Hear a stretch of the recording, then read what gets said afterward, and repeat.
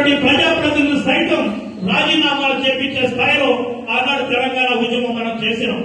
ఆ తరుణంలోనే కాంగ్రెస్ పార్టీ ఎంపీలు సైతం రాజీనామా చేసి ఢిల్లీకి పోయి కాంగ్రెస్ పార్టీ సోనియా గాంధీ గారి దగ్గర కూర్చొని మీరు తప్పకుండా తెలంగాణ రాష్ట్రం ఇస్తే తప్ప మేము ఆ రాష్ట్రంలో తిరిగేటువంటి పరిస్థితి మాకు లేదని చెప్పేసి తెలంగాణ రాష్ట్రాన్ని తీసుకొచ్చినటువంటి పరిస్థితులు కూడా మనం చూసాం. ఈనాడు ఈ తెలంగాణ రాష్ట్రం వచ్చిందంటే అది కాంగ్రెస్ పార్టీ పెట్టినటువంటి దయలను కూడా మీ అందరికీ తెలియజేస్తా ఉన్నా. అదేవిధంగా ఈనాడు మన కాంగ్రెస్ గా మనం చేయాల్సినటువంటి బాధ్యత మన అసెంబ్లీలో తీర్మానం చేసి మనం ఢిల్లీకి పంపినాం. ఇప్పుడు చేయాల్సిందిగా బీజేపీ పార్టీ చేయాలి. ఇవాళ బీజేపీ పార్టీ అంటది, ఇవాళ కాంగ్రెస్ పార్టీ ఈ రాష్ట్రంలో ఉన్నటువంటి బీసీల మీద చిత్తశుద్ధితో బీసీల పక్షాన నిలబడాలని కాంగ్రెస్ పార్టీ చేస్తే మరి చేతకానటువంటి బీజేపీ పార్టీ దీనిని కూడా విచ్ఛిన్నం చేసి ప్రజల దగ్గర అపోహ తీసుకొచ్చేట్టు ప్రయత్నం చేస్తా ఉంది.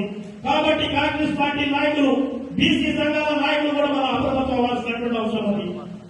ఏదైతే వాళ్ళ ఢిల్లీలో ఆర్టికల్ 9 లో మరి మీరు చేర్చాలి, మీరు పంపినటువంటి తీర్మానాన్ని మీరు ఆమోదించి బీహార్, తమిళనాడు తరహాలో తెలంగాణ రాష్ట్రంలో రిజర్వేషన్ అమలు చేయాల్సినటువంటి బాధ్యత బీజేపీ మీద ఉంది. కాబట్టి ఈ తెలంగాణ రాష్ట్రంలో ఉన్నటువంటి బీజేపీ నాయకుల వల్ల మేము విజ్ఞప్తి చేస్తా ఉన్నాం.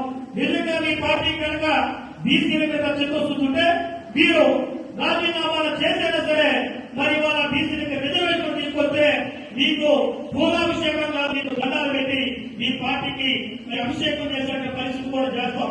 కానీ ఇవాళ బీసీల పక్షాన కాంగ్రెస్ పార్టీ నిలబడితే మరి వాళ్ళను కూడా తప్పుదో పట్టించేటువంటి ప్రయత్నం కనుక మీరు చేస్తే ఈ తెలంగాణ రాష్ట్రంలో బీజేపీ పార్టీకి పుట్టగతులు కూడా లేకుండా చేసేటువంటి బాధ్యత ఈ సమాజం లోపల బీసీలుగా మేము తీసుకుంటామని చెబుతా ఉన్నాం.